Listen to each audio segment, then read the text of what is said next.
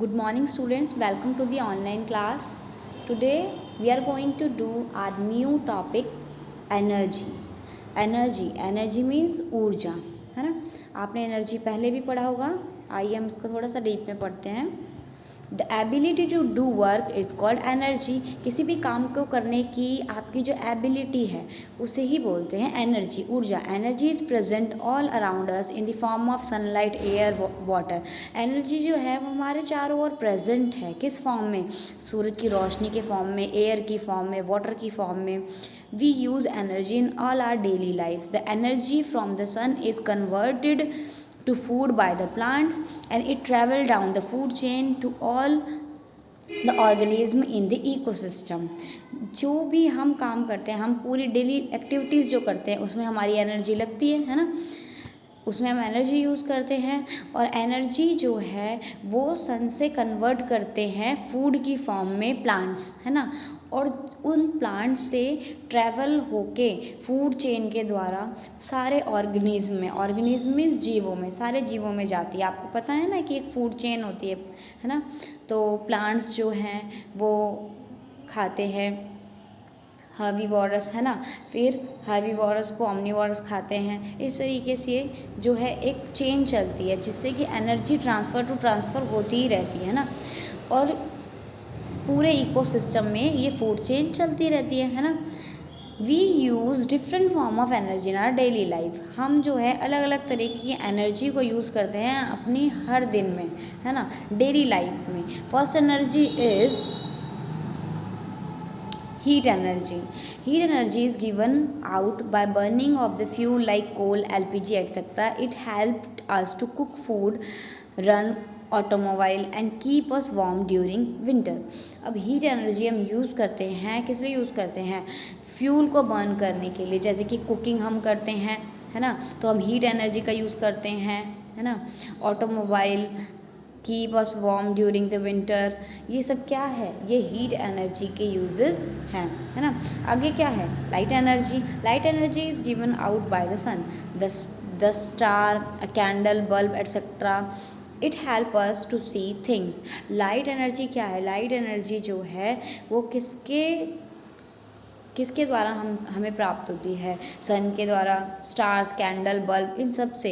और इनकी हेल्प से हम चीज़ों को देख पाते हैं, है ना।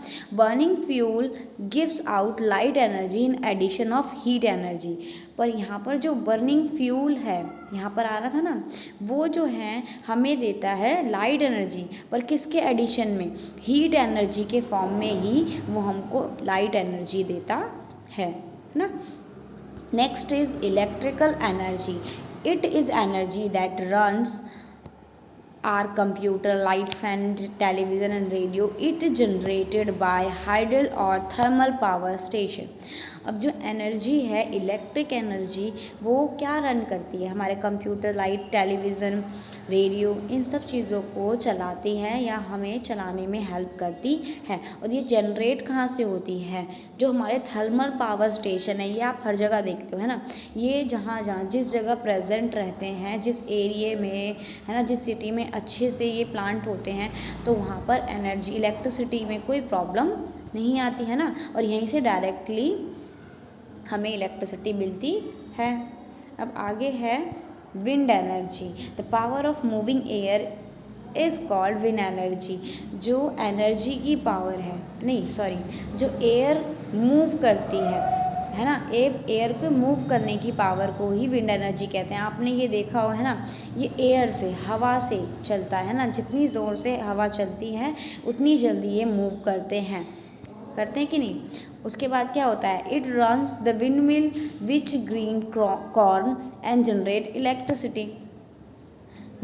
ग्राइंड कॉर्न, ये जो है जैसे जैसे हवा चलती है ये मूव करते हैं, है ना। और ये विंड मिल में होते हैं। जैसे जैसे ये चलती है हवा तो क्या होता है? इलेक्ट्रिसिटी जनरेट होती है और ये कॉर्न को ग्राइंड करती है। जो हमारे भुट्टे होते हैं उसको ग्राइंड करती है और इलेक्ट्रिसिटी जनरेट करती है। तो ये वाली इलेक्ट्रिसिटी जनरेट होती है विंड से, है ना। Next is sound energy. As you know sound energy help us to hear. Sound energy जो है वो हमें सुनने में हेल्प करती है. Sound is also produced by musical instruments like piano, flute. और साउंड जो है वो बहुत सारे इंस्ट्रूमेंट्स से भी प्रोड्यूस होता है जो हमें बहुत अच्छे लगते हैं, है ना. जैसे पियानो, फ्लूट, इनसे भी साउंड एनर्जी प्रोड्यूस होती है, साउंड प्रोड्यूस होता है, सॉरी, ठीक है. Mechanical energy. It is the energy by virtue of position of an object. A stationary object has potential energy and a moving object has kinetic energy. It means जो भी वस्तु की किसी भी ऑब्जेक्ट की स्थिति होती है उसके अकॉर्डिंग भी एनर्जी होती है ना, वो वाली एनर्जी ये है मैकेनिकल एनर्जी, जिसमें कि अगर कोई भी ऑब्जेक्ट जो है वो स्थिर है ना, तो आएगा पोटेंशियल एनर्जी. और उसके बाद अगर कोई भी मूविंग ऑब्जेक्ट है, कोई भी स्थिर नहीं है, कोई भी ऑब्जेक्ट अगर स्थिर नहीं है तो वो एनर्जी कहलाएगी kinetic energy. And class, this is your homework, new words. इसमें आपको बुओयंट फोर्स, लुब्रिकेशन, फुलक्रम और इकोसिस्टम को अपनी नोटबुक में लिखना है और इनकी जो डिटेल्स दी गई है इसको समझना है. बुओयंट फोर्स आपको पता है, the force that pushes the object upward in the water. Buoyant force वो है जो मैंने आपको बताया था ना, शिप पानी के ऊपर कैसे तैरती है, एक अपवर्ड फोर्स आता है जो उसको पानी के ऊपर तैराता है ना.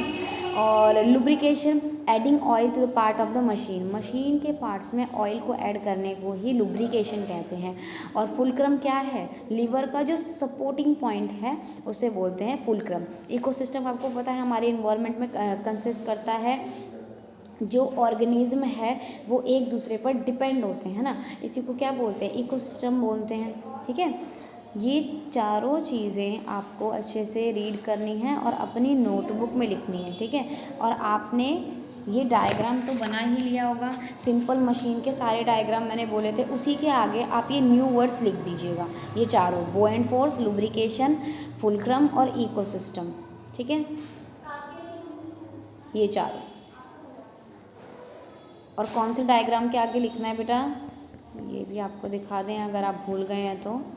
देखिए, ये सिंपल मशीन के डायग्राम है, इसे आप पेस्ट भी कर सकते हैं या ड्रॉ भी कर सकते हैं. आप सबकी ड्राइंग बहुत अच्छी है, ड्रॉ कर लीजिएगा और इसके आगे ही वो पॉइंट्स लिख लीजिएगा. ठीक है, okay, enough for today. Stay at home, don't go out to play because pollution level is very high, so stay safe.